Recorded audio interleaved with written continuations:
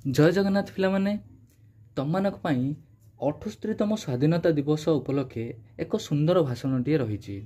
Eighty देखंतु तममाने केमिति कहबो।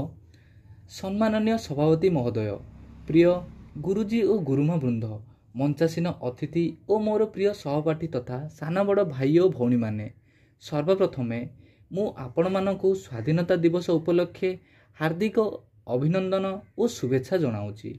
आजिर एही पवित्र स्वाधीनता दिवस विषय रे मते किछि कहिबाकु सुजोग मिलिथिबारु मु निजकु धन्य मने करूछि। ओके, प्रथम पैराग्राफ सरला।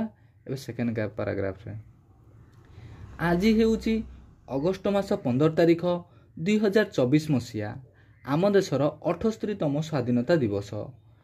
आमे प्रतिवर्ष आजिर दिन 15 अगस्ट को स्वाधीनता दिवस भाव में पालन करिथाउ। आजिर एही पवित्र दिनटी हेउछि प्रत्येक भारतीयଙ୍କ ପାଇଁ एक अत्यंत गर्व और गौरवर दिन।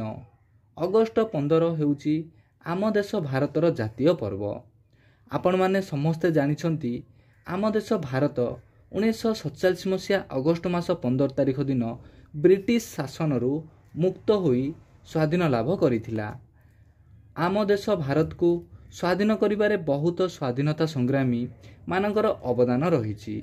सेमानंक मध्यरु महात्मा गांधी, पंडित जवाहरलाल नेहरू, सुभाष चंद्र बोस, लाल लजपति राय, भगत सिंह, बाल गंगाधर तिलक, मंगल पांडे, रानी लक्ष्मीबाई एवं सुरेंद्र साय एमिति आहुरी अनेक वीर योद्धा माने रहिचंती।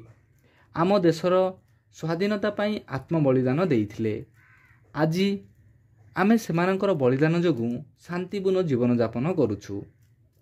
आम देश दुनिया रे सर्वोत्तम बोली देखाइबा पई आसंतु आमे समस्ते एकाठी मिलीमिशी काम करिबा।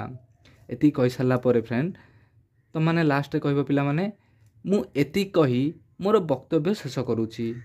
धन्यवाद। लास्ट पुणे आउथरे कहबो जय हिंद, जय भारत, जय जवान, जय किसान।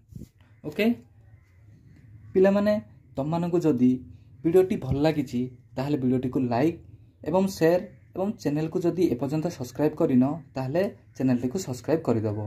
ओके, तो एठी पिला माने मुई भाषण टी को फोटो उठाई कि टेलीग्राम चैनल रे मु अपलोड कर देइछि। तम माने जदि चाहिबो ताहले टेलीग्राम चैनल रु तम माने ए फोटो टी को डाउनलोड करी नै परिबो। मु डिस्क्रिप्शन रे टेलीग्राम चैनल रो लिंक टी प्रोवाइड कर देइछि। तम माने सेठी कि जाई टेलीग्राम रे जॉइन हो जांतु एवं ए फोटो टी को डाउनलोड करी नियंतु। ओके, तो रहउछि फ्रेंड, जय जगन्नाथ।